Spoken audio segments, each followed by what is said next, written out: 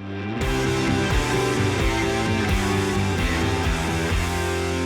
up, Nashville? Wow. Too kind, too kind. Well, you were assuming it, and now you know I am, in fact, an incredible husband. Here's what incredible husbands do. The other day, I wake up. My first thought, before anything else, how can I bless the socks off my wife today? And so I remember her SUV's low on gas. That's the kind of stuff you remember when you're an incredible husband. And so I go, I'm going to be the hero she deserves, the hero she needs, and fill up her SUV with gas. And I go to Costco, as one does, to save 37 cents a gallon. Where are my Kirkland Signature fans at? Make some noise! I have that sweatshirt in 2 colors with matching sweatpants. And my wife will not let me wear them in public because she's a good wife. The only club you'll ever catch me in is a wholesale club. I'll tell you that right now. So on my way to Costco, I'm doing my good deed. I decide to treat myself. And so I stop by Starbucks. And I go through the drive-thru, and I get my favorite bevy. It's a Grande Nitro Cold Brew. Because a tall is much too small. It's a farce. You would think it's a big drink. It's tiny. Now, a normal cup of coffee, 70 milligrams of caffeine in a normal cup of coffee. The Nitro Grande Cold Brew, 280 milligrams of caffeine straight to the main vein, unleaded, unfiltered, pure American caffeine. And so when I drink one of those, which I just did before I came out, if you can't tell, I live on the edge. And when I drink one of those, also just on edge, just riddled with anxiety. And I'm a millennial. And so what do you do at the drive-thru if you're a millennial? You pay with your Apple Watch because we do the most. And so I have my little Starbucks app, and I raise my wrist out like a tiny king to the barista, who I'm sure wants this transaction to be over immediately. And I drive away with my Nitro Cold Brew, not really feeling the pain of the $5.76 I just spent, which is absurd. It used to be $5.25, and I'm paying attention. So I take a sip, and I feel a tingling in my right molar. And I remember my friend Tyler was telling me his kids just had to get 4 cavities filled, and it cost $2,000. Made me want to throw up. And here's the worst part. They have to put kids under anesthesia to get these cavities. And so I start to get worried. What's their definition of a little kid, and how close is it to little adult? And what if it's worse? What if it's a root canal? God forbid, a crown. You know why they call it a crown? Only royalty can afford those things. Anyway, I soldier on. I make it to Costco. I pop into the club to see what's popping. I head to the bread. I lead a gluten-free lifestyle. If you can't tell, that's how you get this physique. That's right. My gluten-free gladiators out here representing.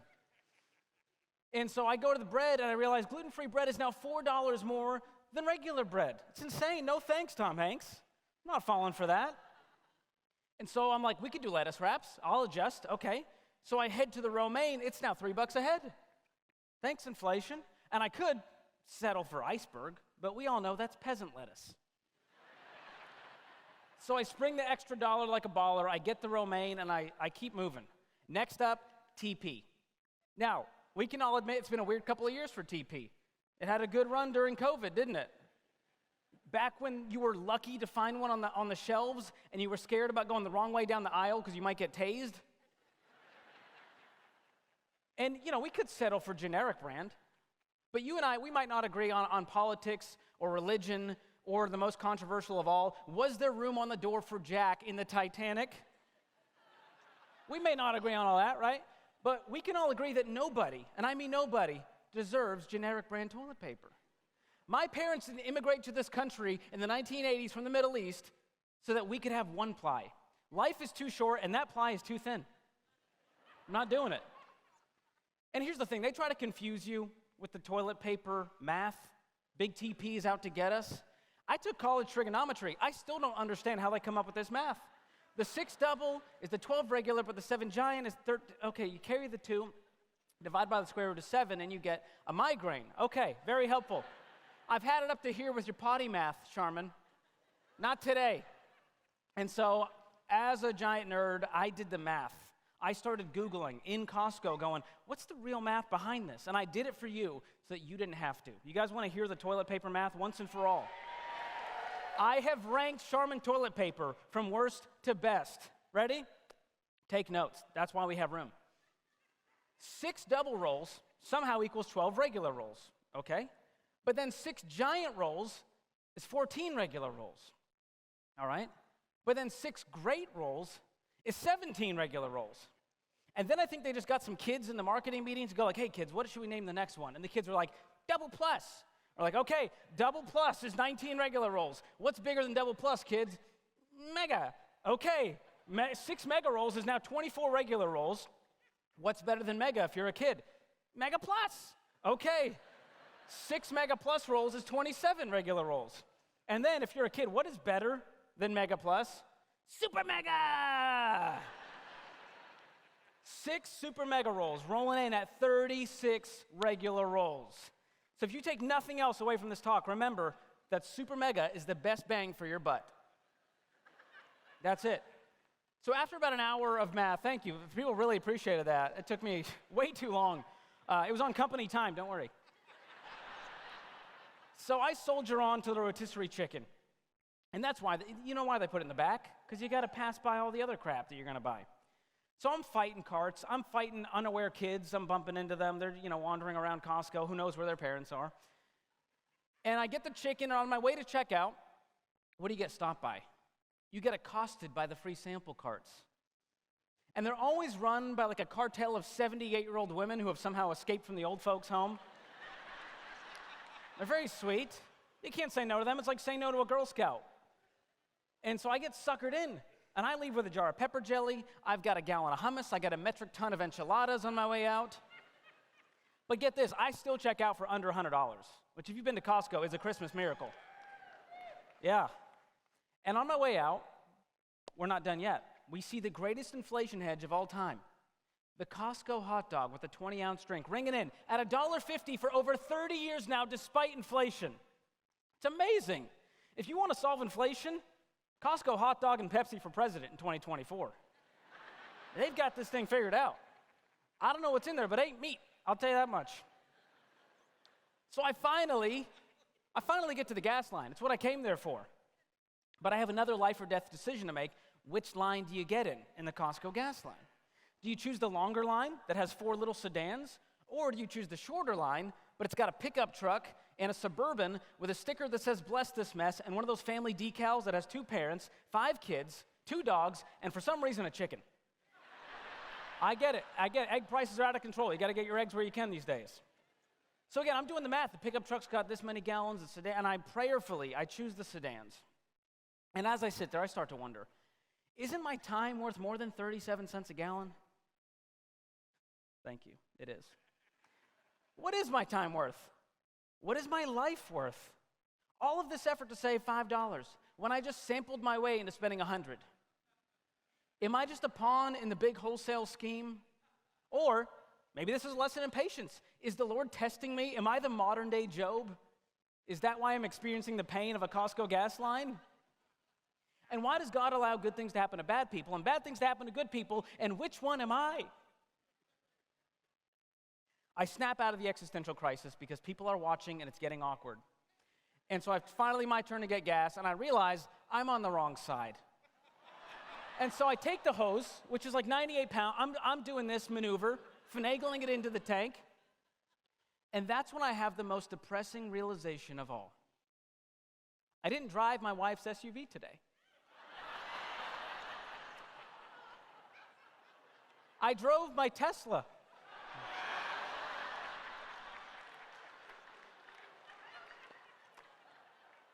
I don't need gas. I need therapy. Y'all, it's a crazy time right now. Everything feels chaotic. Eggs are going up. Banks are coming down. The housing market's sideways. And air travel, sky high. We're talking 30,000 feet now. FAA regulation. Anyone fly Spirit to get here? We're so glad you made it. We were worried. I mean, life is good, y'all. We can all agree, hashtag bless, all that stuff, but it's been hard. For so many people out there, money's been tight. We've got no margin. You're not where you want to be financially. You thought life would look different by now. You thought you'd be further ahead with your money, right? We all thought, well, in a couple of years, things will get better. And here you are, still struggling. 7 out of 10 Americans living paycheck to paycheck right now. And you're feeling out of control. You're running 1,000,000 miles an hour. You're doing the best that you can do. You're trying to stretch every dollar you can, but it's stretched thin thanks to your bills, inflation, your lifestyle, your payments, and you're feeling stretched thin too. And it may feel like this money anxiety is always going to hang over your head like a dark cloud. But I know, and you know, we weren't meant to live like this. We were made for more than just survival. So the truth is, when it comes to money, you can go from stressed to #blessed. Now, if you're over 40, it's not a pound sign. It's a hashtag. We've co-opted it, and you must write it into your blank in your workbook. I'm a millennial. My love language is trolling. So what does it really mean to be blessed, right? We've kind of overused that word. It's kind of lost its meaning. Well, to me, it means freedom. It means you have peace. It means you get to live life on your terms when it comes to your money. And I remember what it feels like to be stressed with money. 2013, George was a totally different guy. There he is. Don't laugh, that's a normal photo. And behind that gentle emo smile and that single-use disposable H&M cardigan was a guy who was frustrated. He was anxious. He was hopeless. He felt screwed by this financial system. He realized that if you follow the trends, you fall for the traps. And that guy had just graduated from college with $40,000 in debt between his student loans and his credit cards. Because he was told, go to school at all costs, work hard, we'll figure it out, we'll take out the student loans, get the credit card to get your credit score up. I wanted everyone to think I was winning. But I was frustrated, anxious, hopeless. And so what do? Well, I realized my plan sucked, so let's try someone else's. And not just any plan, but I'm talking about the Ramsey baby steps that over 10 million people have now followed to get out of debt, save for emergencies, and build wealth. And so I said, why not? Let's give it a shot. So if you're unfamiliar with the baby steps, I'm going to fly through them real quick. They're in your workbook as well if you're in the room. Baby step 1, save $1,000 in a starter emergency fund. Then we move on to baby step 2, pay off all of the debt except the house using the debt snowball method. Once we're out of debt, we move on to baby step 3. We're going to fully fund that emergency fund with 3 to 6 months of expenses. Then we're ready to invest because we're done paying for the past. Baby step 4, invest 15% of your household income into retirement. Now we can start saving for our kids' college funds so they don't have to be shackled with the burden of student loan debt. And then once we got that plate spinning, we can move on and pay off our house early. How about that?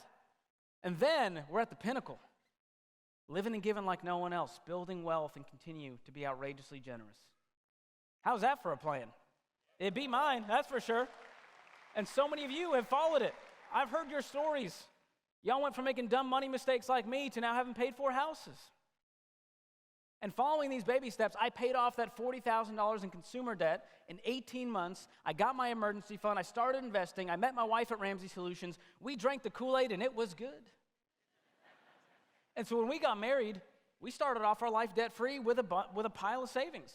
So we put a huge down payment on our first house together, a 15-year fixed, over 20% down. We pre-decided to attack it with a vengeance because we thought, what would it be like to not have a house payment in our 30s and to be able to live and give like no one else?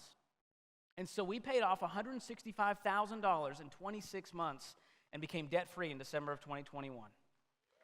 Thank you, Jesus. I'm a debt-free dog dad. But here's the thing, if we can do this, you can too. I went from a negative net worth in 2013 to a baby steps millionaire in 2023. Yo, I'm not special. I'm just like you. Just shorter. That's the only difference. And so many of us see money as an obstacle. So how do we move from money being a stressor to a blesser in our lives? Well, it comes down to one magical word, and that is margin. What's margin? It's just breathing room. Breathing room in your bank account, breathing room in your life. It's space. It's cushion. It's knowing your card's not going to get declined at the grocery store. It's knowing you can cover the car repair without going into debt and having to turn to American Distress to pay for it.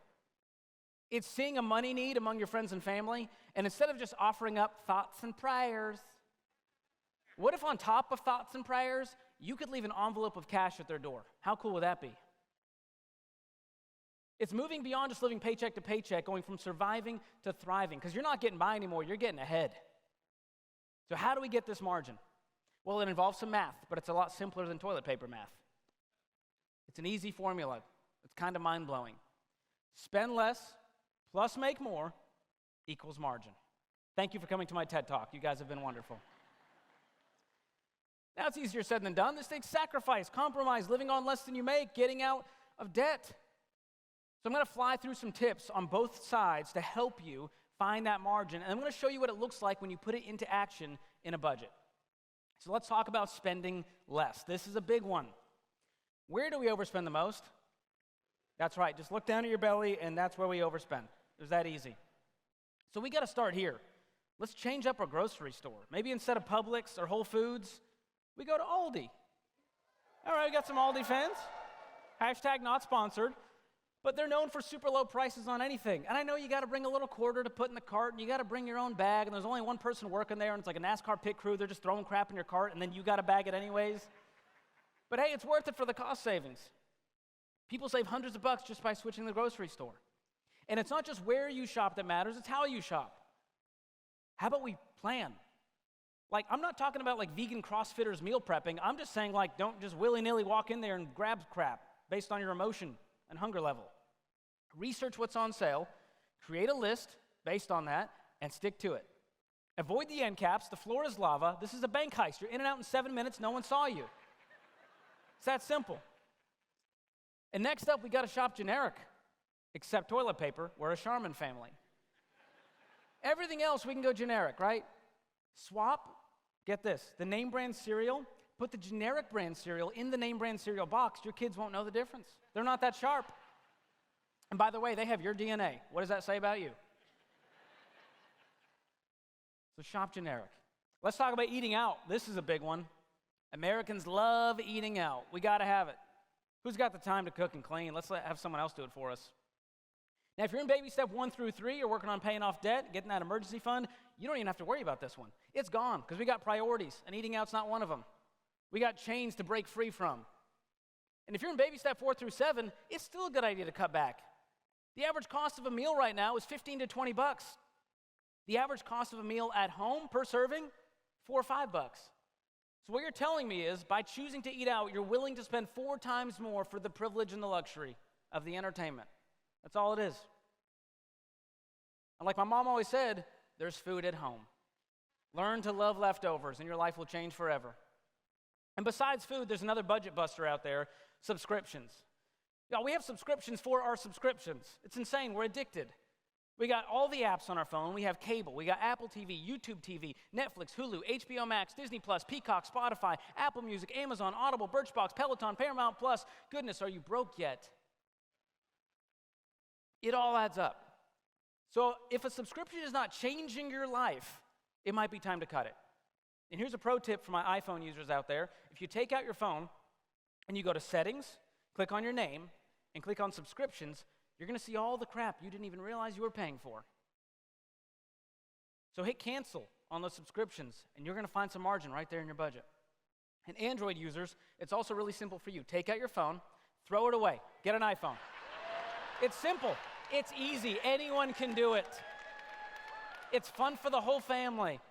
I'm kidding. Don't throw it away. Sell it for 20 bucks, whatever it's worth, and use that towards the iPhone. I'm kidding, but I'm not. Most of these subscriptions, when you really look at it, they're wants and they're luxuries. You can survive without them for a period of time. You can get them back later when you're not broke. The only thing you really need is food, utilities, housing, transportation, and the redeeming love of Jesus Christ. Everything else is just bonus, gravy on top. It's hard to get control of spending, though. It's a tough one. So I found a simple way to become a smart spender. I've come up with a fun acronym that actually spells out SMART, and I'm just so grateful for the team. They made these letters just for my talk today. So kind of them. So let's start right now. I cover this in Financial Peace University in Lesson 5 if you want to dig deeper. John Deloney and I tackle this one. But the S stands for self-awareness. And here's the question you want to ask. Is there something I'd like to buy, and will it actually add value to my life? Will I actually use this thing? Every purchase must serve a purpose. Then, if you can say yes to that, we move on to motive. Am I buying this for the right reason? That's deep. If you think about it long enough, you'll realize there's some outside pressures here. I got to set boundaries up with friends or family. I'm emotionally spending. This is retail therapy. It's 11 o'clock, and I'm in bed just scrolling and adding to cart. But if you can say, yes, I'm buying it for the right reason, I'm not trying to impress anyone, this isn't retail therapy, we move on to affordability. Hey, is this in my budget? Wish Congress would answer this one correctly. If Americans answered this correctly, we would be $0 in debt in America today. If it's not in the budget, we got to wait till we can pay for it in full so it doesn't own us. If you can say yes to that, we move on to research. Is this the best option, retailer, and price? This is where most people get screwed because it's impulsive. They just saw it. They just swiped up on Instagram. They didn't even do the research to figure out if this is the best product at the best price from the best place. Don't shop impulsively. If you can say yes to that, I did some research. Lastly, we move on to timing. Is now the time to buy it? This comes down to opportunity cost. If I spend money on X, I can't spend money on Y. Is there something else? Is there another priority we need to spend this money on? So if you answer no to any of these questions, I'm not here to hurt your feelings. It's just a not now. It's not a never. We got to adjust our motive, adjust our budget, adjust our lifestyle, adjust our patience until it's a yes to all 5. This is about delayed gratification instead of instant gratification. So I dare you to use these questions as a filter and see how it changes the way you spend. All right, let's talk about making more. In addition to spending less, we got to figure out how to make more. And second jobs, side hustles, I get it. No one wants to do it, but man, don't tell me you can't go make more money. People are desperate for work out there. And more effort equals more income. I wish we could all lay in bed and scroll Instagram and make money. But you got to go deliver crap for people who want to lay in bed and look on Instagram. That's how you make money. So go bust your butt. Turn your skills into side hustles. You're a teacher, tutor. You like to bake? Bake for events. Make smash cakes for 1-year-old birthday parties. Get creative. Put yourself out there. Post in your neighborhood Facebook groups. And regardless of your skills, there's things anyone can do. Deliver food, groceries, packages through apps like DoorDash, Uber Eats, Instacart, Amazon Flex. Mow lawns, pull weeds. Right there in your neighborhood, you can dog sit, dog walk, babysit, house sit, do handyman work. People will pay you $50 an hour to screw in light bulbs these days. And with the magic of the internet, there are things you can do at home, customer service jobs, virtual assistant jobs. But regardless of what it is, think about this. 2 or 3 nights a week, you take on one of these side hustles, and you make $100 to $125 a week. That's an extra $500 a month you didn't have. That would change your life. Another place to find money is your own dang house, your garage, your attic, your basement, your closets, your storage units. What is wrong with us, America? We have to buy tiny houses for our extra crap. So ask yourself, what can I sell? The answer, almost all of it. Become a minimalist. It's trendy right now. You'd be shocked at what people are willing to buy, because guess what? At one point, you bought it. So sell it on Facebook Marketplace and realize you can always buy it later on Facebook Marketplace. There you go, at a steep discount. Okay, there's a few simple ways to spend less, make more, but I want to show you how to actually figure out if you're gaining traction here, and that means you're getting on a budget. We've got to give every dollar a job. We don't want any of our dollars unemployed like Uncle Larry. We saw how it turned out for him. So for the first time in Ramsey Event Center history, I want to do a live budgeting demo with you all. You want to do that with me? Would that be fun? Everyone say, show me the budget. Nerds. So Justin from our team is back there. He's like the Wizard of Oz running the show because I will screw it up trying to do all of this at once. And so I've got a sample budget up here using our own app, EveryDollar. This is the premium version. It connects to your bank. You can drag all the transactions up. And so I need a volunteer from the crowd, maybe a gentleman up front who wants to play. You don't have to get up here. Okay, sir, what's your name? Chris, what's your favorite hobby? Bowling, and what's your favorite restaurant? He's got so many options. Who? Chick-fil-A. All right. Bowling and Chick-fil-A. That's the American dream right there. So Chris is in baby step 2. He's got $40,000 in consumer debt he's trying to pay off, and he makes the average household income of $71,000 in America, which after taxes, we're going to call $4,800 a month. You all tracking with me? So there's our income on the side of the budget, but you'll notice something about Chris's budget. Every dollar's telling us he's $1,000 over budget every single month. That's a problem, isn't it? Okay, now everyone's budget's unique, so put your own numbers into this. And Chris just got a hold of the baby steps he went through Financial Peace University. He's ready to go scorched earth and make some sacrifices. So I love that Chris has Giving First in his budget, 10% off the top to his local church. We love that. We're not going to mess with it. But we are going to move to investing. Chris has been hanging out with his buddies. He's getting his 5% match from the employer. He's into some crypto. He's got some single stocks, but he knows cryptocurrency is just Mary Kay for young men. We're going to cut that out for now. We don't need it. Leave it to the bros to deal with that. And then what if Chris paused investing for a season, 18 to 24 months, while he gets his act together so we can go back from 5% to 15%. So we're going to zero both of those out. And we're going to zero out single stocks because his buddy told him it's going to take off, but he's already lost money in the thing. Boom. We went from $1,000 over budget to now $500 over budget, just like that. Let's keep moving to vacations and travel. Guess where he's traveling to? Around his neighborhood doing side hustles. So we're going to take that down to zero right now. Now he's got his housing, utilities, all that stuff. We can't mess with that. Sure, he can turn off the lights and use less water, but we're going to call that a win. We're going to keep moving down to fuel. He drives a big old truck. He's a true patriot, and I can't stop him from being stupid. So he's going to keep getting 4 miles a gallon and driving that truck, and we're going to keep moving to food. Now, y'all know what we're about to do here. Chick-fil-A is going down to zero for now. We'll be back, Chris. Don't worry. You'll get it. And groceries. We're switching. We're going to Aldi now. So going from $6.50, we're going to go down to $4.50. Y'all, we just cut our food budget in half by cutting eating out and switching where we shop. We're going to keep our household essentials. He's got to have a Charmin. That's fine. But y'all, look what already just happened. We're up $325. We were down $1,000. Already a $1,300 swing, just making a few tweaks. Now his lifestyle. Chris has got quite the life. He works out. You can't see from here. The dude is ripped up. And so he's going to the fancy gym with the hot towels and the sauna, but he's going to switch over to the judgment-free zone of Planet Fitness, going from $70 down to $10. Boom. Love it. And he's got too many subscriptions. So, Chris, which one do you want to keep? What one do you want? He's got Netflix, he's got Hulu, he's got Spotify. He can only keep one. He's a Netflix man. You like Stranger Things? No. Here's a strange thing. Get out of debt, my guy. We're not watching much Netflix anyways. Everything else goes down to zero. We'll keep the cell phone. And we'll keep fun money, but we're going to take it down. He's only going to go bowling with the guys for league days. It's going to go down to $50 a month instead of $100. But y'all, look what happened. We were down $1,000. Now we're up almost $540. And what's next? We've got some insurance. We're going to keep that. We love that he's got his auto, renters, health, life insurance. We love that. But now he's got all this debt to pay off. Credit cards, student loans, the car loan. But we have $500. Now we can pay off some debt with an extra $500, but wouldn't it be nice to have a little more than that? So what if we make more? We're going to go back up to that income side, and he's picking up that side hustle. He's pretty handy. He's mowing lawns, and he's going to make an extra $500 a month doing side hustles.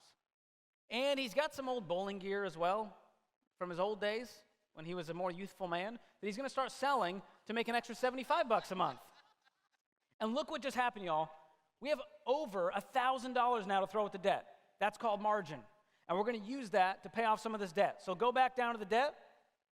We're going to knock out this credit card using the debt snowball, smallest balance to largest, and within 2 months, that first credit card's knocked out. I did the math. Trust me on these numbers. Credit card 2 is knocked out in 3 months. And then a few months later, 4 or 5 months later, student loan number 1's knocked out. Now he's moved on to student loan number 2. 8 months later, that one's knocked out. That's the biggie. And finally, we've got this big old car payment on the truck, and 5 months later, the car's paid off. My man Chris is completely debt-free. Look at that. Yo, look at what just happened. We were in the negative by $1,000. Now we're up by $2,000. That's a $3,000 swing in an 18 to 24-month process. You can breathe again. That's what margin's all about. Now you can save for that fully funded emergency fund in Baby Step 3. Now you can increase investing from a measly 5% to 15% and actually retire with dignity when you want to, instead of work because you have to. And now that we're on track for retirement, we can start saving for our kids' college. So they're not mad at us when we graduate with $40,000 in student loan debt. Now we can save for vacations with cash instead of hoping we have enough credit card points and figuring out how that math works. Now we can pay off the house early. So y'all aren't calling the show going, I'm 78 years old and I still got my mortgage. No. Chris is going to be completely debt-free in his 40s with no house payment. And we can give more. That's what it's all about. When you're not worried about your bills, you can worry about other people's bills. How about that? That could change some lives. That'll make you cry on social media when you watch those videos. You can bless people with outrageous generosity. You can leave a legacy. You see, margin puts us in a whole different place. And not just with our money, not just financially, emotionally, spiritually. Debt has a weight on our shoulders, on our lives, and when we have margin, we can look outward instead of inward. We can look for those opportunities. And for the very first time, if you do this stuff, you'll feel like you're in control of your money instead of it controlling you. And with more margin in the bank, you got more margin in your life. You can focus on things that really matter to you. You've got more time and money than you've had in years, maybe your entire life. You're more present with your family. You're more focused at work. You're a more generous person. That's what it's all about. Money's just a tool to get us there. I don't care about money. I care about what it can do for my family, for my community, for the kingdom. Here's what you got to realize. Margin gives you options. And options gives you freedom. And freedom, that gives you peace. And that peace, that gives you joy. And all of that leads to a more meaningful life, a life well spent. God bless you guys. Thank you so much.